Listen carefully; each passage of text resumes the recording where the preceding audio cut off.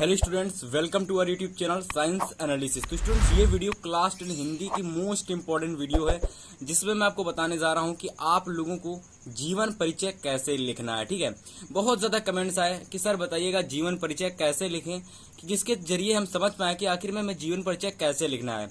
और देखो, आज हम आपको बताएंगे आचार्य रामचंद्र शुक्ल जी का जीवन परिचय, जो कि 2023 के लिए बहुत ज्यादा इंपॉर्टेंट है। ठीक है, तो देखो, कुछ चीजें फॉलो करनी होती, कोई तरीका होता है जीवन परिचय लिखने का जिसको आपको फॉलो करना होगा। अगर आप ऐसा लिखोगे तो मेरी ये गारंटी कि आप बोर्ड एग्जाम में 100% फुल मार्क्स लाओगे आप लोग। ठीक है, इस वीडियो को आपको लास्ट तक देखना है। और अगर आप पहली बार चैनल पर आए हो, चैनल से जुड़ जाओ और 2023 बोर्ड एग्जाम की तैयारी अच्छे से करने लगो। ठीक है, अगर आपको टेलीग्राम चैनल ज्वाइन करना है, उसका लिंक इस वीडियो के डिस्क्रिप्शन में पड़ा हुआ है, आप लोग टेलीग्राम चैनल ज्वाइन कर सकते हो।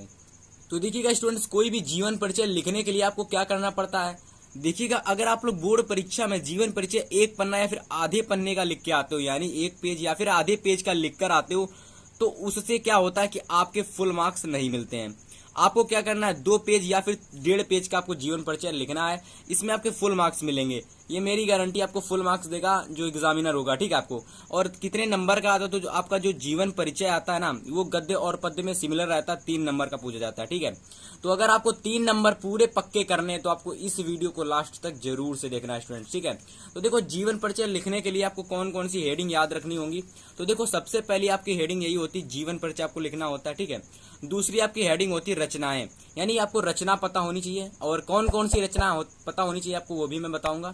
इसके बाद देखिए, आपको भाषा शैली भी आपको पता होनी चाहिए, क्योंकि अगर आप भाषा शैली नहीं लिखते हो तो आपके नंबर वहां से कट जाते हैं। इसके बाद देखिए, साहित्य में स्थान, ये भी बहुत ज्यादा इंपॉर्टेंट पॉइंट है आपका, साहित्य में स्थान। ठीक है, इस 4 टॉपिक को आपको लिखना होगा, यानी 4 पॉइंट्स को आपको लिखना होगा जीवन परिचय में आपके। तो आपका जीवन परिचय बहुत ही अच्छा लगेगा, अट्रैक्टिव लगेगा, और आपसे फुल मार्क्स मिलने के पूरे चांसेस रहेंगे। ठीक है, तो देखो, सबसे पहले जो हमारी हेडिंग आ जाती है जीवन परिचय, इसमें हमें क्या करना होता है। तो बेसिकली इसमें हमको क्या करना पड़ता है, जीवन परिचय में जो हमारे लेखक हैं उनके बारे में बताना होता है, उनके माता पिता और उनके जन्म का नाम और उनके शिक्षा, उनके मरण, सब कुछ यहाँ पर लिखना होता है। तो देखो, आप लोग यहाँ पर लिखोगे, हिंदी भाषा के साहित्यकार आचार्य रामचंद्र शुक्ल जी का जन्म 1884 ईस्वी में बस्ती जिले के अगोना नामक ग्राम में हुआ था।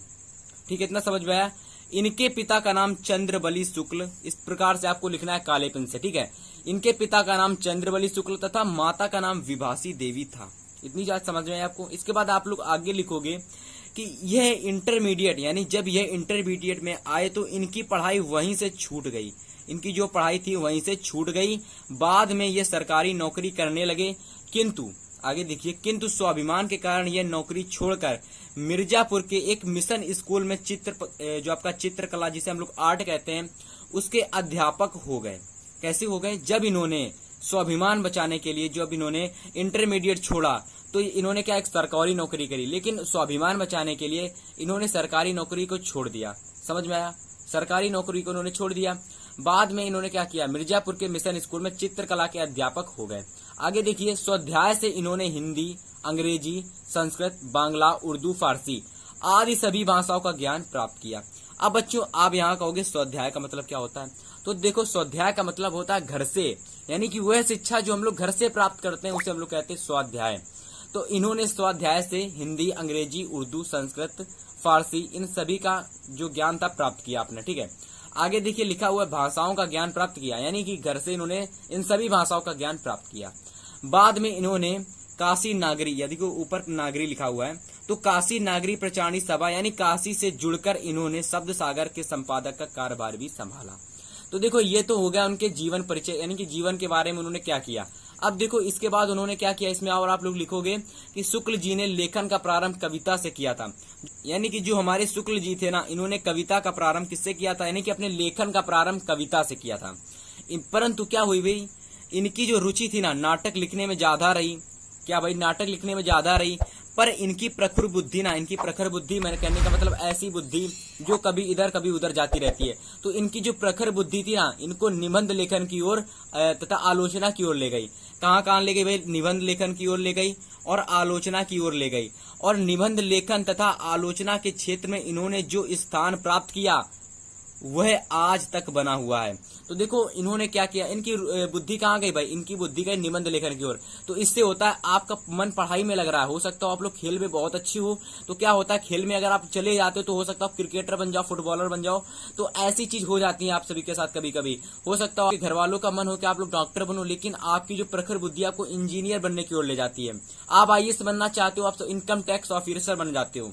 तो इनकी जो प्रखर बुद्धि थी ना, इनको कहाँ ले गई, निबंध लेखन और आलोचना की ओर ले गई, जबकि इनका जो मन था ना नाटक लिखने की ओर था। ठीक है, बातें इतनी समझ में आई।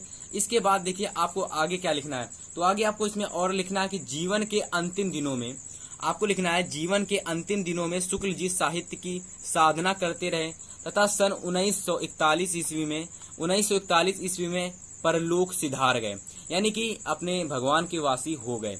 आगे आपको स्टूडेंट्स नेक्स्ट पॉइंट्स लिखना है रचनाएं।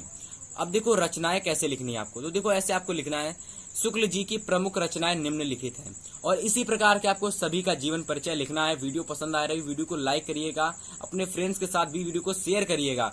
तो लिखोगे शुक्ल जी की प्रमुख रचनाएं निम्नलिखित हैं। तो पहला ऑप्शन आपका आ जाता है निबंध, जिसमें आप लोग लिखोगे चिंतामणि और विचार विधि। तो देखिए जो आपके आचार्य रामचंद्र शुक्ल जी थे, इनके दो प्रमुख निबंध थे, यानी कि विचार विधि, जो इनके प्रमुख निबंध थे। ठीक है स्टूडेंट्स, आगे आपका देखिए लिखोगे आलोचना। तो रचनाएं में दूसरा आप लोग लिखोगे विधा आलोचना। तो आलोचना विधा जो इनकी थी ना, उनमें इन्होंने रस मीमांसा, देखो यहाँ पर रस मीमांसा लिखा हुआ है, रस मीमांसा और त्रिवेणी लिखी थी, जो कि इंपॉर्टेंट थी। इसके बाद देखिए इन्होंने इतिहास विधा में हिंदी साहित्य का इतिहास लिखा केवल और केवल। इसके बाद देखिए लिखे तो बहुत सारे थे, लेकिन ये इंपॉर्टेंट था हिंदी साहित्य का इतिहास। इसके बाद देखिए संपादन में इन्होंने आनंद कादम्बिनी, हिंदी शब्द एवं नागरी प्रचारणी पत्रिका आदि लिखी। ठीक है, तो देखो आप चाहो इसमें निबंध आलोचना लिख सकते हो या फिर इतिहास लिख सकते हो। तो देखो यहाँ पर कोई नीड नहीं है कि आपको चारों लिखने हैं। आपको चाहो तो 3 लिख सकते हो, चाहो तो 2 लिख सकते हो, या फिर इन सभी को एक में लिख सकते हो, इनको मत लिखो। तो देखो आपका जैसे मन है वैसे लिखो, लेकिन ये इंपॉर्टेंट, इस तरीके से लिखोगे तो फुल नंबर मिलेगा, ये मैं कहना चाह रहा हूँ स्टूडेंट्स। ठीक है, अब देखिए जो आपको नेक्स्ट हेडिंग लिखनी हो आपकी भाषा शैली है। तो आपको भाषा शैली में लिखना क्या है, शुक्ल जी ने अपनी रचनाओं में शुद्ध साहित्यिक सरल एवं व्यवहारिक भाषा का प्रयोग किया। यानी जो आपके शुक्ल जी थे ना, इन्होंने अपनी रचनाओं में शुद्ध साहित्यिक एवं सरल एवं व्यवहारिक भाषा का प्रयोग किया है। इतनी आपको क्लियर इतनी चीज।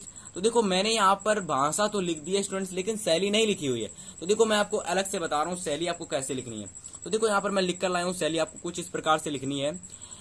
शुक्ल जी की शैली क्या थी, देखो शुक्ल जी ने अपनी रचनाओं में वर्णनात्मक, विवेचात्मक, व्याख्यात्मक, आलोचनात्मक, भावात्मक आदि शैलियों का वर्णन किया था। तो ये आपको समझने वाली बात है। शुक्ल जी की प्रमुख शैलियां कौन सी थी, विवेचात्मक, व्याख्यात्मक, आलोचनात्मक, वर्णनात्मक और भावात्मक, ये इनकी प्रमुख शैलियां थी। इतनी आपको बातें समझ में आई, ये आपको पॉइंट समझ में आया। तो देखो आपका जो लास्ट पॉइंट अब बच जाता है प्यारे बच्चों, साहित्य में स्थान, जो आपको लिखना पड़ेगा। और ये बहुत ज्यादा इंपॉर्टेंट है, आपको इसे जरूर लिखना है। तो देखो लिखोगे शुक्ल जी ने, या फिर लिखोगे शुक्ल जी को हिंदी साहित्य जगत में आलोचना का सम्राट कहा जाता है। क्या कहा जाता है, शुक्ल जी को हिंदी साहित्य में या फिर हिंदी जगत में आलोचना का सम्राट कहा जाता है, आलोचना का सम्राट कहा जाता है। इतनी चीज आपको समझ में आई। तो देखो पूरा जीवन परिचय आपका यहाँ से कंप्लीट हो गया। आई होप सभी को जीवन परिचय समझ में आया होगा। अगर आपको कहीं पर भी कोई भी दिक्कत हो रही हो तो आप लोग कमेंट करके बताओगे। और दूसरी चीज, इन सभी प्रकार से हम जितने भी आपके जीवन परिचय हैं, आचार्य रामचंद्र शुक्ल, जयशंकर प्रसाद, डॉक्टर राजेंद्र प्रसाद, महादेवी वर्मा, और इन सभी के मैं आपको जीवन परिचय बताऊंगा स्टूडेंट्स।